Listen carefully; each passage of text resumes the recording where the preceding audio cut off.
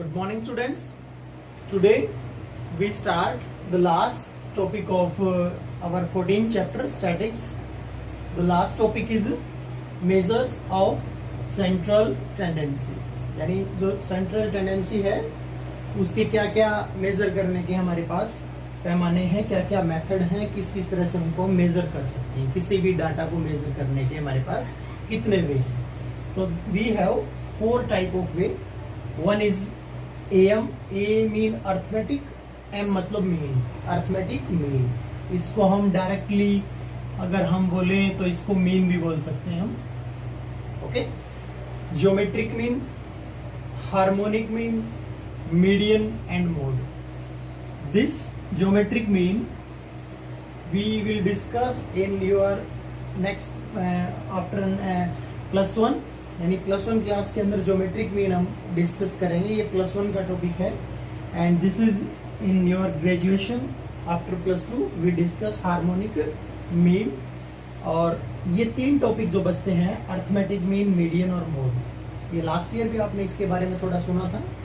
इस साल भी हम इसको डिस्कस करेंगे. बट मैं एक बात बता देता हूँ, according to your CBSE syllabus, these 3 topics on ungrouped data are removed from your syllabus. यानी आपके सिलेबस से ये भी टॉपिक आज जो करवा रहे हैं ये हटा दिया गया है. बट आप कहोगे सर हटा दिया गया तो क्यों कर रहे हैं? बेटा 10th के अंदर ये फिर से आएगा और उसका बेसिक यहीं से स्टार्ट होगा बेटा. तो हमें बिल्कुल अच्छे से यहाँ से पढ़ लेना है. ज़्यादा लंबा टॉपिक नहीं है, एक पीरियड में कुछ नहीं होता, तो आप इसको अच्छे से कर लें बेटा अगर आपको 10th के लिए तैयार होना है तो. ओके.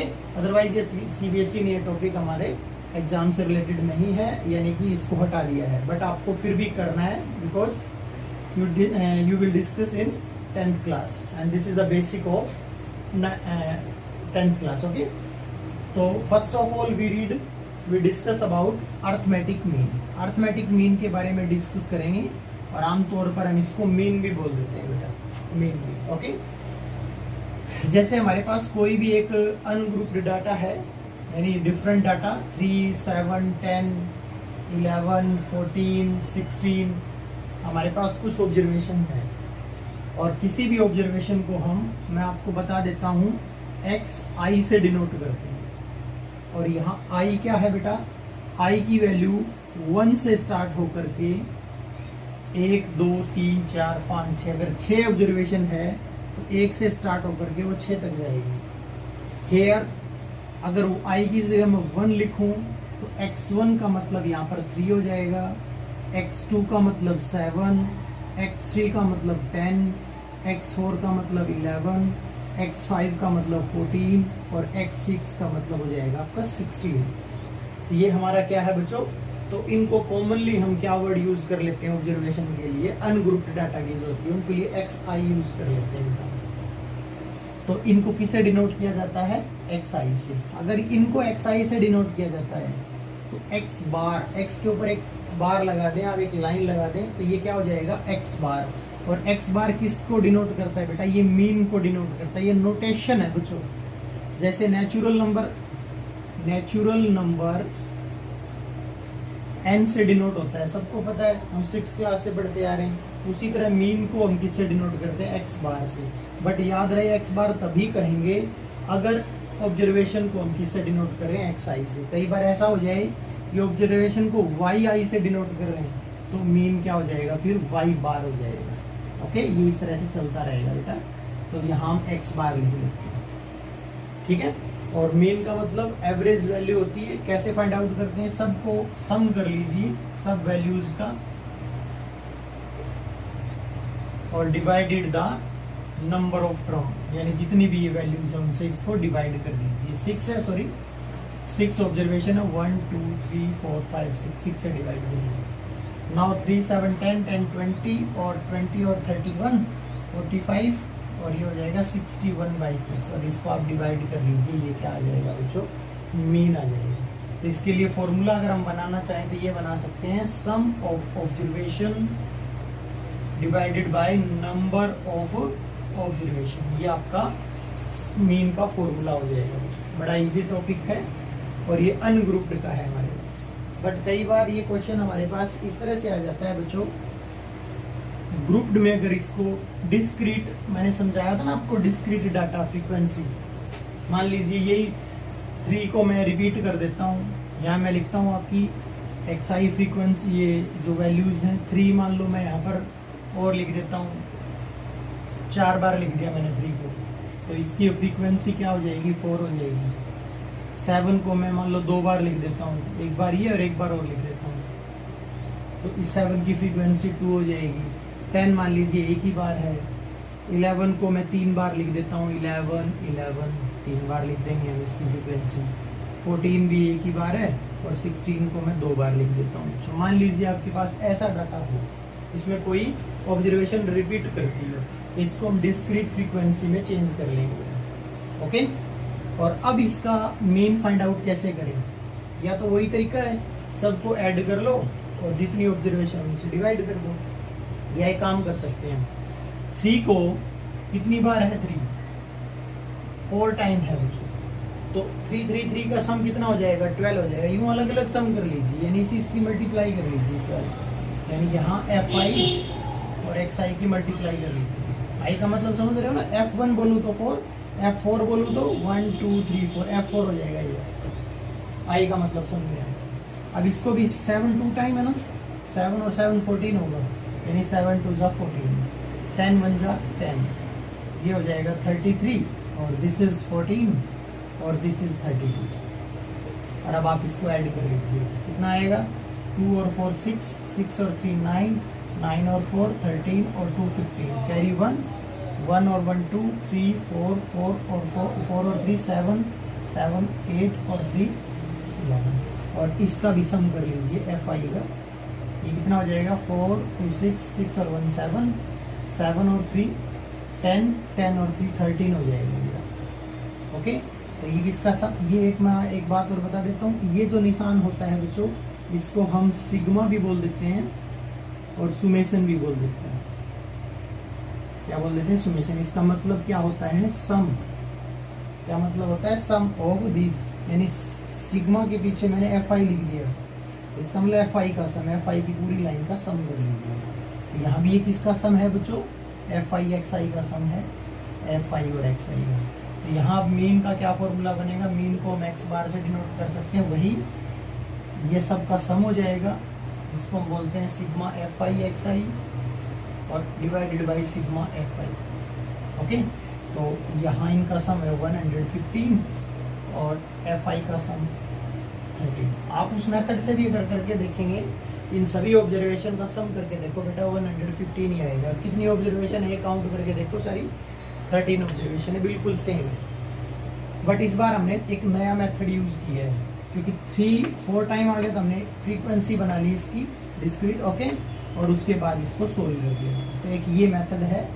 तो ये पहला क्वेश्चन खत्म हो जाता है हमारा मीन का। बच्चों मीन के बारे में मैं थोड़ी सी इसकी प्रैक्टिकल नॉलेज और दे देता हूँ। कई बार कंपटीशन एग्जाम के अंदर मीन के कुछ क्वेश्चंस आ जाते हैं और बड़े इंपॉर्टेंट क्वेश्चन होते हैं, वो टाइम वेस्ट करते हैं, अदरवाइज बड़े इजी क्वेश्चन है वो। देखिए कैसे, मान लीजिए आपके पास एक वही इसी तरह का एक ऑब्जर्वेशन का ये ले लेते हैं, ऐसा ले लिया सेम ऑब्जर्वेशन। अभी अभी हमने इसका मीन फाइंड आउट किया था, ठीक है। अब क्या करना है, सभी ऑब्जर्वेशन को डबल कर दीजिए, आप 2 से मल्टीप्लाई कर दीजिए। 6 14 20 22 28 और 32, सभी ऑब्जर्वेशन को कितने से मल्टीप्लाई कर दिया? 2 से मल्टीप्लाई कर दिया। तो अभी अभी आपने इसका मीन फाइंड आउट किया था बेटा, क्या था इनका सभी का सम? 10 और 10 20 और 11 31 40, यानी 61 था शायद, और 6 से डिवाइड कर दिया। और इसका मीन क्या आएगा? आप इसका मीन और निकाल के देखिए, इसका मीन और निकाल के देखिए। इसका मीन क्या आएगा बेटा? यानी ये जो सम है ये 122 हो जाएगा डिवाइडेड बाई 6। यानी मैंने देखो बिना मैंने जोड़ किया भी नहीं तो भी बता दिया कैसे। अगर कई ऑब्जर्वेशन है उसका मीन आपको पता है, अगर क्वेश्चन कई बार ऐसा दे देता है the mean of 10 observation are 6, 10, ये 6 की बजाय 8 कह देता हूँ मैं, या 6 की बजाय 10 ऑब्जर्वेशन है, उनका मीन कितना है? 8 है। if we multiply each observation by 2 से मल्टीप्लाई कर दें, then what is new mean? तो मीन क्या होगा बेटा? जो पुराना है ना, पुरानी सभी ऑब्जर्वेशन को 2 से, तो मीन को भी आप 2 से मल्टीप्लाई कर दो बेटा, तो मीन भी डबल हो जाएगा। अगर हर ऑब्जर्वेशन को आप डबल कर रहे हो तो मीन भी क्या हो जाएगा? डबल। इसी क्वेश्चन में यू भी आ सकता है, mean of 10 observation are 8, if we divide कह सकता है, मल्टीप्लाई भी हो जाएगी। अगर हम सभी ऑब्जर्वेशन को 2 से डिवाइड कर दें तो मीन का क्या फर्क पड़ेगा? डिवाइड का हम आधा कर रहे हो 2 से, तो मीन भी आधा हो जाएगा। और सेम प्रोसेस है, अगर आप ट्रिपल कर रहे हो, उसको क्या कर रहे हो? 3 से मल्टीप्लाई कर रहे हो सभी ऑब्जर्वेशन, इन सभी ऑब्जर्वेशन को 3 से मल्टीप्लाई कर दो, तो नया मीन क्या बनेगा? इसको 3 से मल्टीप्लाई कर दो, ये नया मीन बनेगा। ये मल्टीप्लिकेशन और डिवाइड की दो आपकी प्रॉपर्टी है, याद रखेंगे। दो सब्ट्रैक्शन और एडिशन की भी है क्या? जैसे कि मैं आपको ये कहता हूँ बेटा, आपके पास ये कुछ ऑब्जर्वेशन है, मैं इस ऑब्जर्वेशन को 15 कर लेता हूँ ताकि राउंड फिगर में आ जाए। इसका मीन 10 हो गया। मीन क्या हो गया? 10।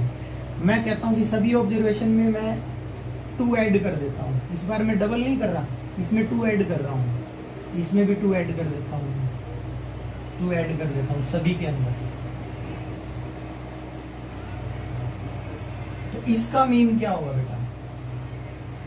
इसका मीन क्या होगा बेटा? तो ध्यान से देखिए, एक आप करके देखिए कितना होगा। तो इसमें सभी ऑब्जर्वेशन में आपने 2 ऐड किया है ना, तो इसका मीन पहले 10 था, तो अब नया मीन इसका 12 हो जाएगा। क्या हो जाएगा? 12 हो जाएगा। इसका मीन भी कितना बढ़ जाएगा? 2 बढ़ जाएगा। ये ध्यान रखिएगा। इसी तरह से माइनस करते हो तो कम हो जाएगा। ओके, करके देख लीजिए आप। 5 और 9 14, 14 और 12 26, ये 26 और 13 39, 39 और ये हो जाएगा 55, 55 और 10 क्या हो जाएगा आपका?